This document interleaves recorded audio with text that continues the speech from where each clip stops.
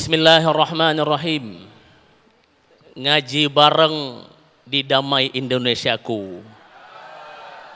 Bertambah ilmu, tambah sahabat, juga saudara.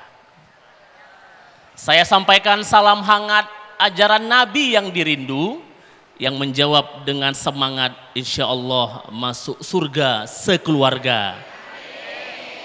Assalamualaikum warahmatullahi wabarakatuh.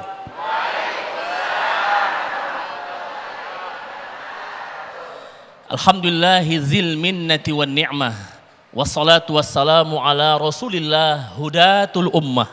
Wa ala alihi wa sahbihi wa mawala amma ba'd. Yang sama kita muliakan para alim ulama, tuan-tuan guru kita. Hadir bersama kita Ustadz Tilih, Ustadz yang selalu menepati janji, nggak suka bertele-tele.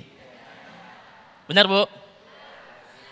Hadir bersama kita Ustazah Muawanah yang nggak suka ingkar janji, tapi selalu amanah.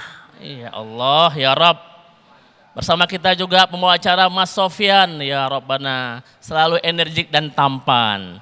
Setuju Bu, tampan ya Mas Sofyan ya? Luar biasa. Bapak Ibu istimewa, pengurus DKM Masjid Yayasan Perguruan Cikini yang baik hati. Semua kita apa kabar? Alhamdulillah, Masya Allah.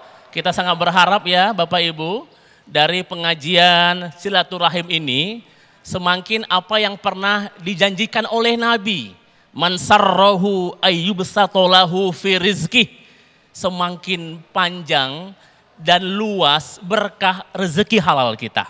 Amin.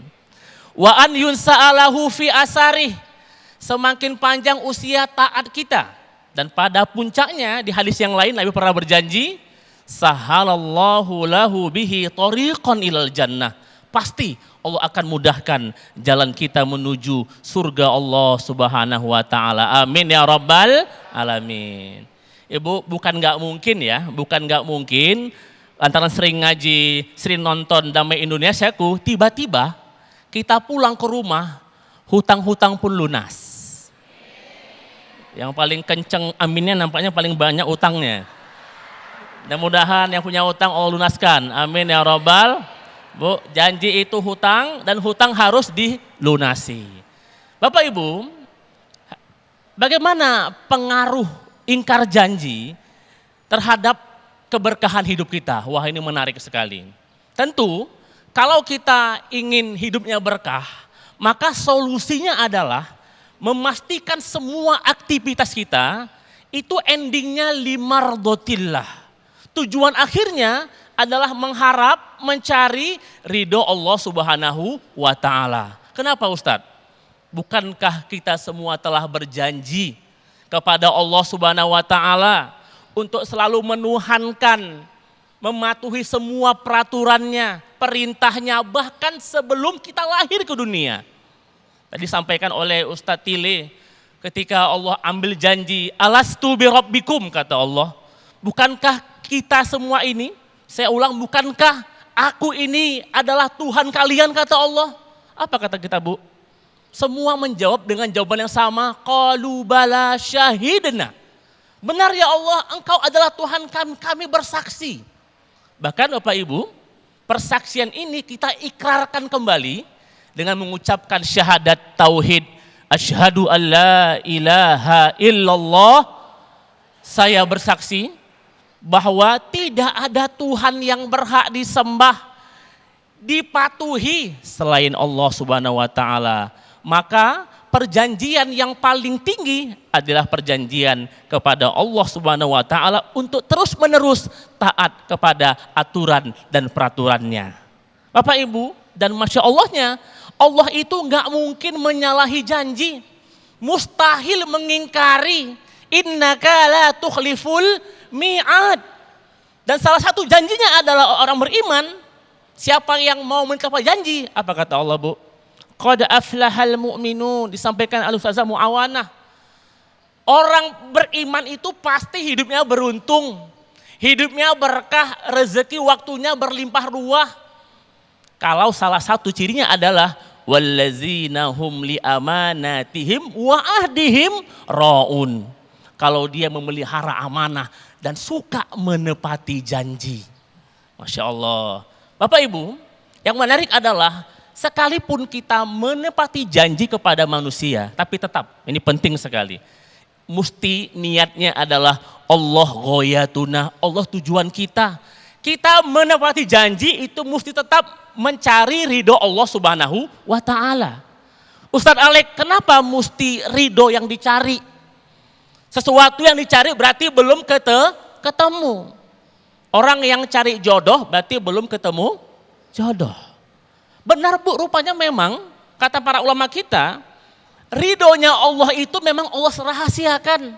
Apa kata cicitnya Nabi? Al-Imam Ali Zainal Abidin bin Husain bin Ali. Dinukil dalam kitab Al-Fusulul Ilmiyah wal Usul Hikamiyah. Kata beliau, di antara sekian banyak yang Allah rahasiakan, khabba'a ridahu fi ta'atih. Allah sengaja sembunyikan, rahasiakan ridhonya dalam amal soleh kita. Apa artinya Ustadz?